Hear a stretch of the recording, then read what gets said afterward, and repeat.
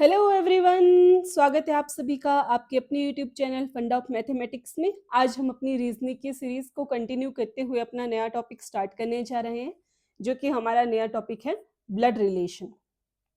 आज हम blood relation के बारे में पढ़ेंगे। इससे पहले हमने कोडिंग डिकोडिंग का टॉपिक कंप्लीट किया है। जिसने वीडियो नहीं देखी है वो हमारी चैनल की रीजनिंग की प्लेलिस्ट में जाके वीडियोस देख सकते हैं। आज के लेक्चर में हम क्या क्या डिस्कस करने वाले हैं, हम अपने जितने भी डिफरेंट टाइप के रिलेशंस हैं उनके बारे में डिस्कस करेंगे। उनको कैसे नोटेशन देंगे हम वो डिस्कस करेंगे। हम कैसे क्वेश्चंस को सॉल्व करने के लिए अप्रोच रखेंगे, किस तरीके से क्वेश्चंस को टैकल करेंगे।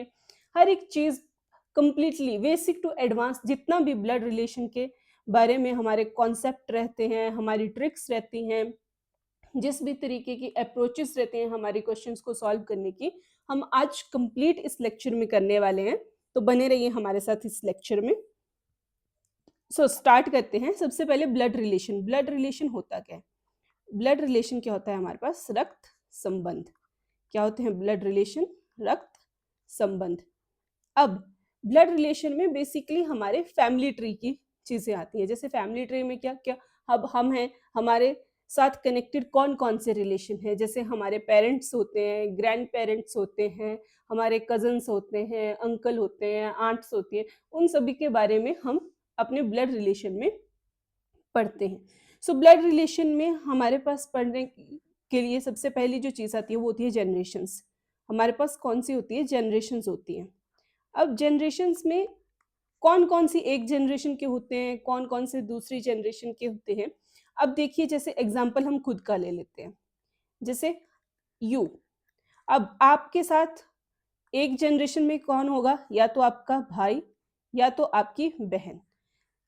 जो भी आपके हम उम्र हैं, मतलब आपके जनरेशन के हैं, जैसे आप, आपके भाई बहन, आपके कजन्स, इर्रिस्पेक्टिव ऑफ कि वो आपके खुद के पेरेंट्स के बच्चे हैं या आपके किसी मामा मौसा फूफा के बच्चे हैं, लेकिन जो ये सभी के सभी किस एक पर्टिकुलर जनरेशन में आते हैं। इसके बाद एक और जनरेशन आती है जो होती है हमारे मम्मी पापा वाली जनरेशन, जैसे जिसमें हमारे पेरेंट्स आते हैं। उसी तरह उससे भी टॉप पे हमारी जो प्रीवियस जनरेशन होती है उसमें हमारे कौन से आते हैं? ग्रैंड पेरेंट्स आते हैं।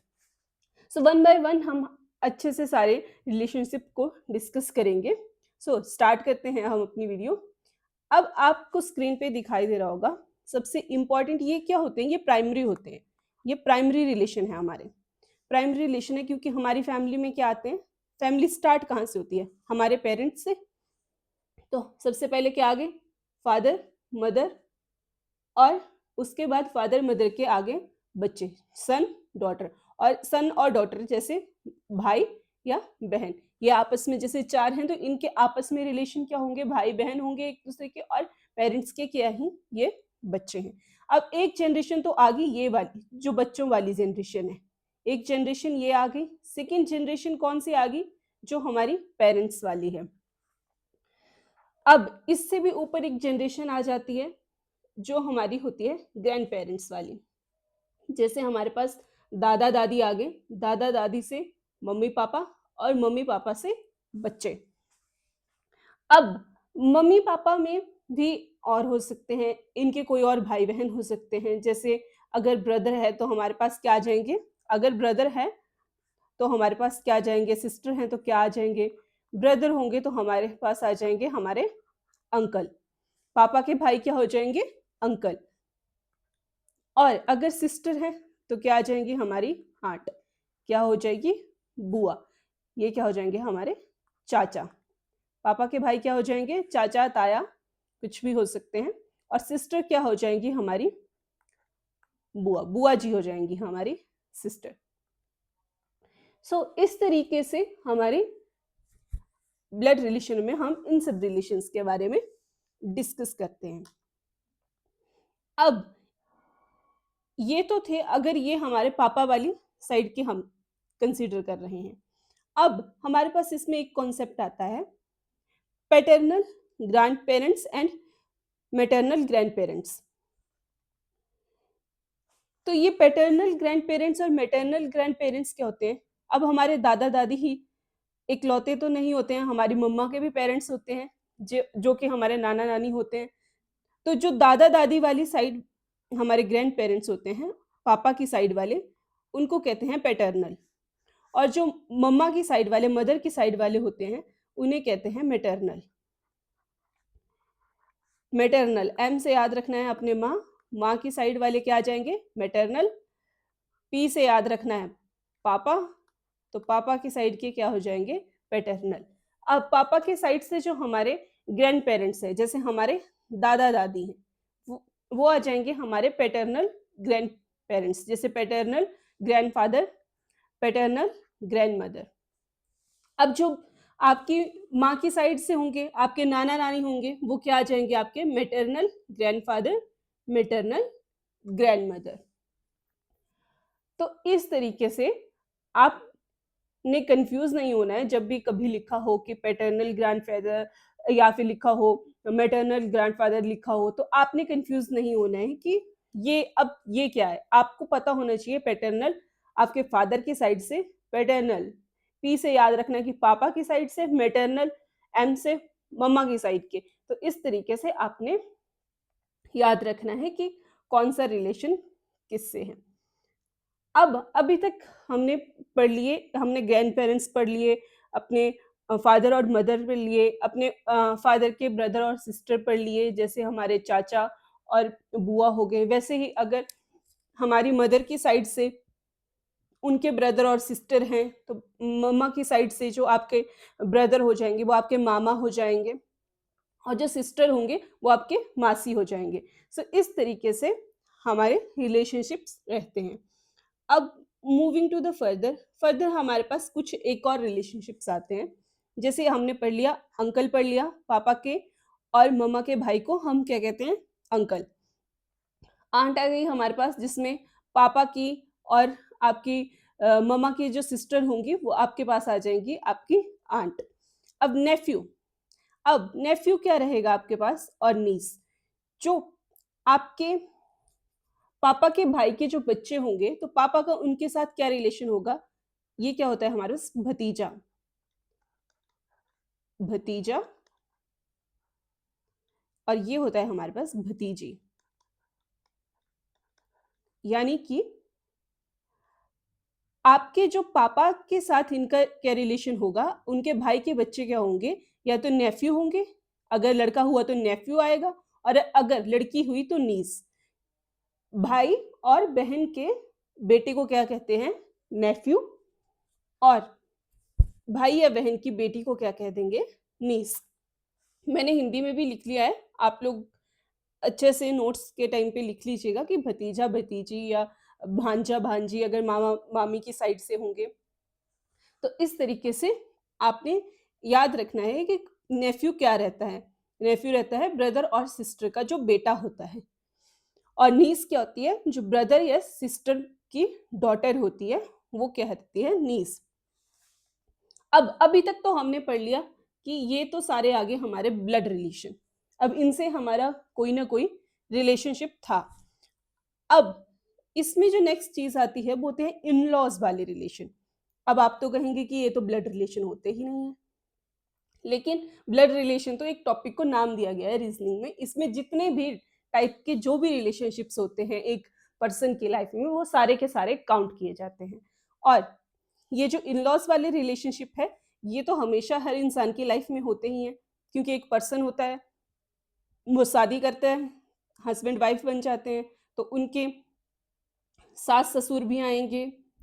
तो उसी तरह से जो आपके हस्बैंड के जो फादर रहते हैं, वो क्या हो जाते हैं? हस्बैंड या वाइफ के फादर, वो हो जाते हैं हमारे फादर इन लॉ। और जो मदर होती हैं, वो मदर इन लॉ, मतलब सास और ससुर। उसी तरह जो आपके हस्बैंड के भाई रहते हैं, वो आपके क्या आ जाते हैं? Brother in law. और जो वाइफ के भाई रहते हैं, उनको भी ब्रदर इन लॉ ही कहते हैं। और जो वाइफ की सिस्टर आ जाएगी या हस्बैंड की सिस्टर आ जाएगी, उन्हें क्या कहेंगे हम? Sister in law. और उसी तरह जो आपके बेटे की वाइफ आ जाएँगी, उन्हें क्या कहेंगे? Daughter in law. और जो बेटी का हस्बैंड आ जाता है, उसे क्या कहते हैं हम? सन इन लॉ। मतलब कि सन इन लॉ क्या आ जाता है हमारा दामाद, और डॉटर इन लॉ क्या आ जाती है हमारी बहू। अब इसको इस तरह से लिख लेती हूँ। फादर इन लॉ, मैं शॉर्ट में लिख रही हूँ, फादर इन लॉ क्या आ जाते हैं हमारे पास ससुर। अब ससुर चाहे लड़के की साइड से हो चाहे लड़की की साइड से हो, लड़के के पेरेंट्स बहू के लिए सास ससुर होंगे और लड़की के पेरेंट्स बेटे के लिए सास ससुर होंगे। तो चाहे दोनों साइड में से किसी साइड से भी हो पेरेंट फादर, तो वो ससुर आ जाएंगे। अब mother in law, mother in law क्या आ जाती है हमारी सास, मदर इन लॉ क्या आ जाएगी हमारी सास आ जाएंगी। डॉटर इन लॉ क्या आ जाएगी, डॉटर इन लॉ क्या आ जाएंगी हमारे पास, डॉटर इन लॉ हो जाएगी बहू। और सन इन लॉ क्या आ जाएंगे दामाद, क्या आ जाएंगे दामाद। ये कुछ एक रिलेशंस हैं जो आपको पता होनी चाहिए, क्योंकि डायरेक्ट जब आप क्वेश्चन सॉल्व करते हैं तो आपको इसी तरीके से क्वेश्चन देखने को मिलते हैं।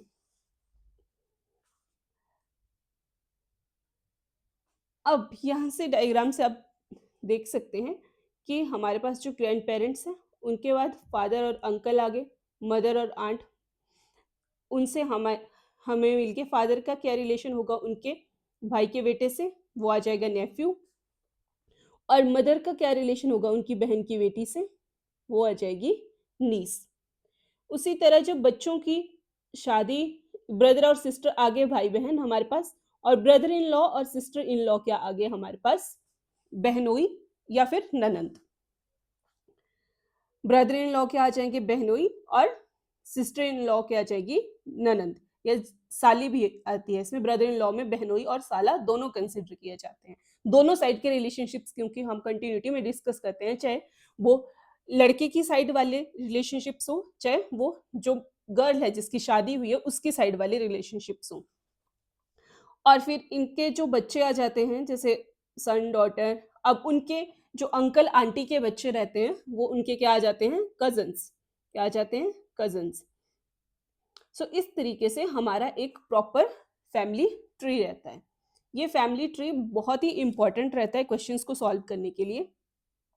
क्वेश्चंस को सॉल्व करने के लिए हमारे पास सबसे पहले हमें पता हो फैमिली ट्री बनाना आना चाहिए, फैमिली ट्री का स्ट्रक्चर पता होना चाहिए, फैमिली ट्री का स्ट्रक्चर पता होना चाहिए, हमें सारे रिलेशनशिप्स के बारे में पता होना चाहिए, किसका किससे क्या रिलेशन होता है, किसके किसके साथ रिलेशन को क्या बोला जाता है, वो हमें पता होना चाहिए। हमने पढ़ लिया, हमने फैमिली स्ट्रक्चर पढ़ लिया कि हमारा फैमिली स्ट्रक्चर किस तरह से रहता है, हमने पढ़ लिया कि हमारे रिलेशनशिप्स किस तरह से रहते हैं। अब जो नेक्स्ट चीज़ हमारे लिए बहुत इंपॉर्टेंट रहती है वो होती है नोटेशन। क्या रहती है notation to deal with relationships. अब इन रिलेशंस से डील करने के लिए कुछ एक नोटेशंस यूज करते हैं हम, वो हमारे लिए काफ़ी इंपॉर्टेंट रहती है। ये आप इसका स्क्रीनशॉट भी ले सकते हैं, एक कंप्लीट डिटेल में दिया गया है एक फ्लो चार्ट आपके लिए, ताकि आपको कोई प्रॉब्लम ना हो इसे समझने में। अब ध्यान से देखिएगा, अब हम पढ़ेंगे इंपॉर्टेंट नोटेशंस। अब नोटेशंस में क्या रहेगा हमारे पास कि हमने किस चीज़ को कैसे डिनोट करना है, किसी को कोई साइन, ताकि हम क्वेश्चंस को इजीली टैकल कर सकें। अब मान लेते हैं ए हमारे पास मेल है, बी हमारे पास फीमेल है, इन दोनों ने आपस में शादी की है, तो इनके बीच में हम लगा देंगे 2 लाइंस, मतलब ये आपस में मैरिड है। 2 लाइंस हमारा इंडिकेशन हो जाएगा कि ये मैरिड है। और बच्चों के लिए, अब ये इनके बच्चे हैं, ठीक है, इनके बच्चे हैं, तो बच्चों के लिए आपके पास हमेशा हम सिंगल लाइन को यूज करेंगे। जब भी क्वेश्चन सॉल्व करेंगे या ऐसे भी नोटेशन देंगे तो सिंगल लाइन से हम बच्चों को डिनोट करेंगे। डबल लाइन से हम किसको डिनोट कर रहे थे, डबल लाइन से कर रहे थे हम कि ये आपस में मैरिड है। अब सिंगल लाइन से हमने करा बच्चों को, सिंगल लाइन से हमने बच्चों को करा। एक मिनट में ये डबल लाइन थोड़ा फिर से ड्रॉ कर लेती हूँ, प्लीज़ मेरी लाइंस को थोड़ा इग्नोर कीजिएगा। सिंगल लाइन से हमने किया बच्चों को डिनोट। अब बच्चे आगे हमारे पास मान लेते हैं यहाँ पे डी आ रहा है। अब हमें इसका नहीं पता, इस बच्चे का हमने फाइंड आउट करना है। मान लेते हैं यहाँ पे एक सी है, 3 बच्चे हैं इनके, और एक ले लेते हैं ई। अब मान लेते हैं कि ये सी जो है वो गर्ल है, इसको नोटेशन दे देते हैं नेगेटिव, और बॉय को क्या दे देते हैं पॉजिटिव। ये जेंडर पर्सपेक्टिव से नहीं लेना है आपने कि बॉय को पॉजिटिव कर दिया और गर्ल को नेगेटिव, नो नो, इसको आप चेंज करके भी लिख सकते हैं। ये जस्ट एक नोटेशन है, आपने इस तरीके से इसको देखना है। अब ये आगे एक जनरेशन, ये सारे के सारे बच्चे हैं, ये एक जनरेशन। ये हमारे पास आगे फादर और मदर। तो इस तरीके से हमारे पास एक हमने नोटेशन दे दी। अब हमने ये नोटेशन दे दी, अब हमें अगर फाइंड आउट करना हो कि डी का क्या रिलेशन है ए से, डी का ए से क्या रिलेशन है, तो हम बता सकते हैं कि डी क्या है, इसको भी पॉजिटिव लेते हैं, डी क्या है, ए का सन है। उसी तरह अगर सी का रिलेशन हमें बताना हो ए से या बी से, तो पता चल रहा है कि सी हमारे पास क्या आ जाएगी, डॉटर है, और ई भी क्या है हमारे पास, सन है। तो इसमें मैं आपको लिख दे रही हूं, अगर पॉजिटिव है तो सन, नेगेटिव साइन है तो फीमेल है हमारे पास, मतलब क्या आएगा, डॉटर। अगर हमने 2 लाइंस इंडिकेट करी हैं, मतलब मैरिड हैं आपस में, इस तरीके से एक लाइन के, तो ये चाइल्ड के लिए डिनोट किए कि उनके बच्चे हैं। तो इस तरीके से कुछ एक नोटेशन से हमने अपने क्वेश्चंस को बाइंड अप कर लिया है। अब इन्हीं नोटेशंस का हम यूज करेंगे आगे क्वेश्चंस को सॉल्व करने के लिए। आपने बस ये नोटेशंस अपने दिमाग में रखनी है, क्योंकि जब भी कोई क्वेश्चन होता है तो आपने डायरेक्ट लिखना होता है। डायरेक्ट लिखना होता है तो उसी तरह जो सिंबल दिए होते हैं उनके ऊपर प्लस माइनस नेगेटिव का साइन लगा के आप इजीली जो है वो क्वेश्चंस को सॉल्व कर सकते हैं। ये एक नोटेशंस बहुत इंपॉर्टेंट हो जाती है, क्योंकि इनसे जो होता है वो क्वेश्चन को सॉल्व करना काफी इजी हो जाता है। अब मान लेते हैं, जैसे हमारे पास, हम एग्जाम्पल ले लेते हैं, हमारे पास एक फीमेल दी गई है क्यू, उसका एक भाई दिया गया है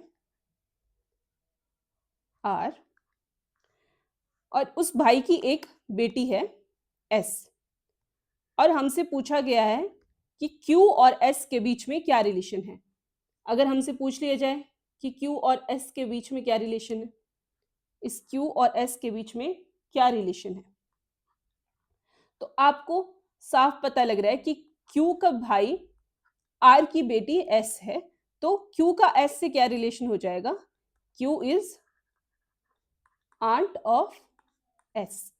जब क्यू का रिलेशन पूछा तो क्यू क्या आ रही है, आंट आ रही है एस की, और एस क्या आ रही है, एस इज नीस। क्यू क्या आ रही है, एस की बुआ आ रही है, तो बुआ की एस क्या हो गई, भतीजी, तो मतलब एस क्या आ गई, नीस ऑफ क्यू। सो इस तरीके से आप क्वेश्चन को बहुत ही इजीली जस्ट सिंपल नोटेशन से सॉल्व कर सकते हैं। आई होप आपको कॉन्सेप्ट क्लियर हो रहा होगा। अगर क्लियर हो रहा है तो वीडियो को लाइक कर दीजिए, चैनल को सब्सक्राइब कर लीजिए, और बने रहिए हमारे साथ। इसी चैनल पे डेली आपको क्वांट की भी और रीजनिंग की भी वीडियोस मिलती रहती हैं, तो आप हमारे साथ मिलकर तैयारी करते रहिए, और चैनल को सब्सक्राइब कर लीजिए, जितना हो सके वीडियो को शेयर कीजिए और हमें सपोर्ट करते रहिए। चलिए अब कुछ एक क्वेश्चंस के थ्रू इनको सॉल्व करते हैं। कॉन्सेप्ट जो हमने अभी पढ़ा उस कॉन्सेप्ट को यूज करते हैं। हमारे पास फर्स्ट क्वेश्चन दिया गया है, pointing to a woman Ravi said she is the daughter of my grandfather's only son. अब हमारे पास रवि दिया गया है, रवि ने किसी लेडी की ओर पॉइंट किया है, किसी लेडी की ओर, मान लीजिए कि सामने रवि के सामने कोई औरत खड़ी है, उसकी ओर उसने उंगली करके बताया है कि she is the daughter of my grandfathers only सन, कि ये जो सामने महिला है वो मेरे दादा के इकलौते बेटे की बेटी है। अब ध्यान से सुनिए, वो बोल रहा है उसके दादा का इकलौता बेटा, तो ग्रैंडफादर का इकलौता बेटा क्या होगा? इकलौता जो उस ग्रैंडफादर का इकलौता बेटा है वो उसका क्या होगा? फादर। तो उसके फादर की क्या हुई वो? उसने बोला she is the daughter of my grandfather only son. अब उसके ग्रैंडफादर का तो ओनली सन उसके फादर है, उसके जो दादा हैं उनके इकलौते बेटे उसके पापा है, तो उसके पापा की क्या है? वो डॉटर है। उसके पापा की क्या है? डॉटर है। अब उसके पापा की जो डॉटर हुई, उसके फादर की जो बेटी हुई, वो उसकी क्या आ जाएगी? रवि की क्या आ जाएगी? सिस्टर। तो रवि के साथ क्या रिलेशनशिप आ रहा है उस लेडी का? सिस्टर। कौन सी ऑप्शन में हमारे पास सिस्टर दिया गया? ऑप्शन नंबर ए में। सो इस तरीके से आपको जो है को क्वेश्चन दिया गया होता है एग्जाम में। इस तरह के अक्सर क्वेश्चंस हमें देखने को मिलते हैं।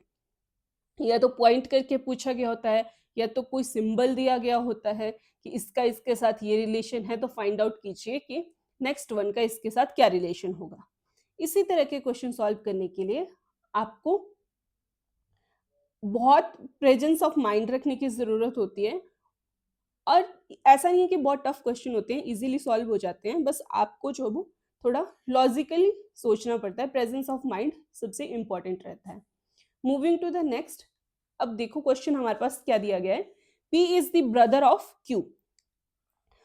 हमें क्या बोला गया कि P ब्रदर है Q का। ठीक है, सिंबल दे लेते हैं। यहाँ पे Q है हमारे पास, और P क्या आ रहा है? इसका ब्रदर आ रहा है। अगर P ब्रदर है तो साइन लगा लेते हैं पॉजिटिव। ठीक है, P Q का ब्रदर है। अब Q का अभी हमें जेंडर नहीं पता। आगे क्या बोला गया है कि Q is the sister of R। अब Q है, सिस्टर है, मतलब Q क्या आ गई हमारे पास? फीमेल। वो सिस्टर है किसकी? R की। Q क्या आ गई हमारे पास? सिस्टर आ गई R की। तो हमें आगे क्या दिया गया? R is father of S, और R क्या है? S का फादर है। R की R का जो डॉटर है या सन है अभी क्लियर नहीं है, क्योंकि हमें इसके जेंडर के बारे में नहीं पता। तो R का जो चाइल्ड है वो हमारे पास S है। हमसे पूछा गया है कि आपने क्या बताना है कि P कैसे रिलेटेड है S से। अब यहाँ पे ये P है और ये हमारे पास S है, इन दोनों के बीच का रिलेशन हमें बताना है। अब R अगर फादर है S का, और R Q का भी भाई है, तो मतलब P का भी भाई हुआ, क्योंकि ये आपस में सेम जनरेशन है, एक दूसरे से कनेक्टेड है। और अगर ये भाई का चाइल्ड है, तो ये क्या P क्या आ जाएगा इसका? P का क्या रिलेशन रहेगा S से? P इसका क्या आ जाएगा? अंकल। तो हमारे पास कौन सी ऑप्शन में अंकल आ रहा है? ऑप्शन नंबर बी में। तो इस तरह से जब आपको नोटेशंस पता थी तो आपने डायरेक्ट नोटेशंस लिखी। अभी हमें एक दूसरे के साथ इनका रिलेशन पता नहीं होता है एग्जैक्ट। और जेंडर का भी आपने ध्यान रखना है। अगर जेंडर आपको स्पेसिफाई नहीं किया गया है तो आपने जेंडर को खुद से कोई भी नहीं मान लेना है कि लड़का है या लड़की है, खुद से नहीं मानना है। स्पेसिफिक जेंडर दिया गया हो तभी ही आपने उसको इंडिकेट करना है, प्रॉपर नोटेशन देना है। इसी तरह से सिंपली जस्ट हमने नोटेशंस दिया, वहां से हमें पता चल गया कि P क्या आ गया? S का अंकल है। आई होप आपको क्वेश्चंस क्लियर हो रहे होंगे। Moving to the next. Next हमारे पास क्या बोला गया है? Introducing a man, Sita said he is the son of the only daughter of my mother. Okay, Sita ने एक व्यक्ति का परिचय देते हुए कहा, कोई उसके साथ आदमी है जिसका हमें फाइंड आउट करना है कि क्या रिलेशन है सीता से। उसने कहा उसकी ओर उसको इंट्रोड्यूस करते हुए कि यह मेरी माँ की इकलौती बेटी का बेटा है।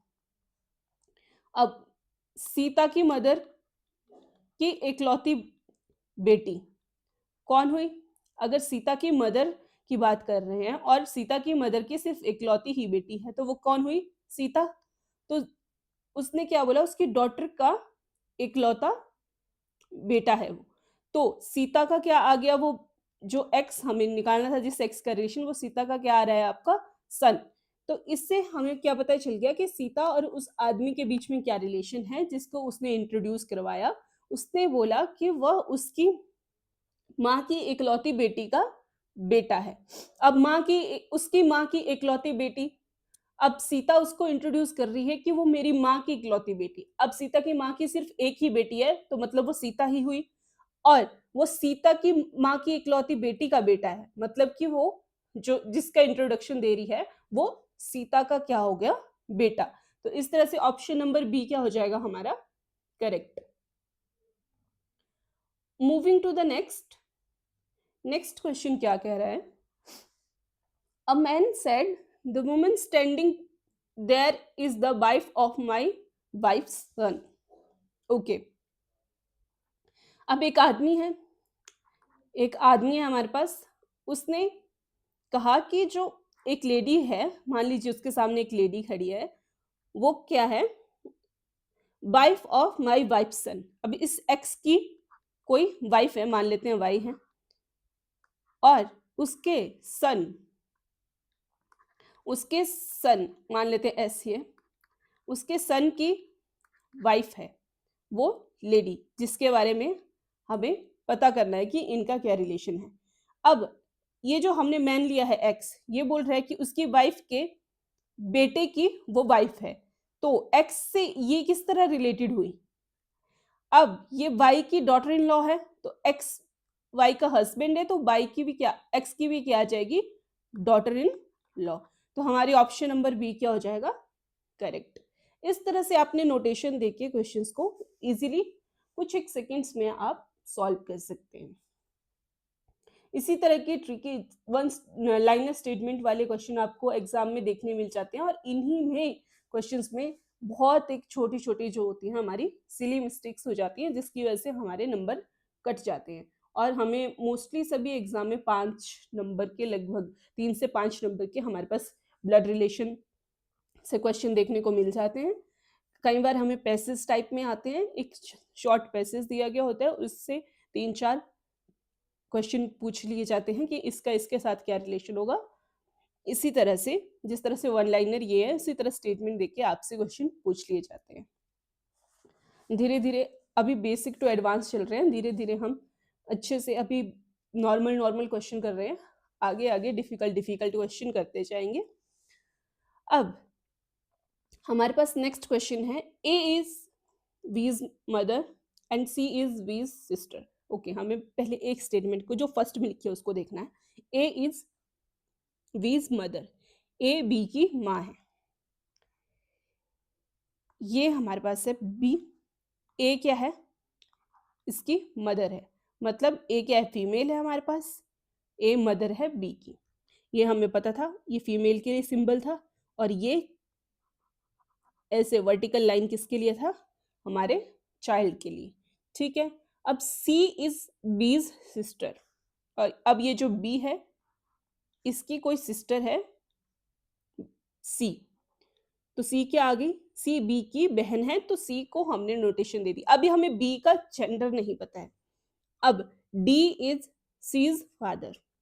ओके, अब सी का फादर कौन है, सी का फादर है हमारे पास डी, डी क्या आ गया, मेल, तो सी का फादर डी है।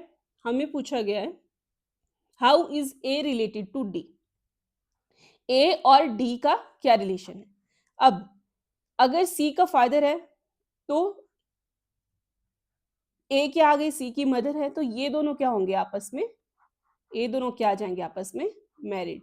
तो मतलब कि हमारे पास ए इज रिलेटेड टू डी, ए क्या है, डी की, ए का डी से क्या संबंध है, ए जो है वो डी की क्या है, वाइफ, क्योंकि बी की मदर था, सिंपल नोटेशन किया हमने, हमारे पास दिया था कि बी की मदर है हमारे पास ए, बी की मदर ले ली, और बी की सिस्टर सी है, और उस सिस्टर का जो फादर है वो डी है, तो इन दोनों का आपस में क्या रिलेशन हो जाएंगे, ये दोनों आपस में क्या है, पेरेंट है।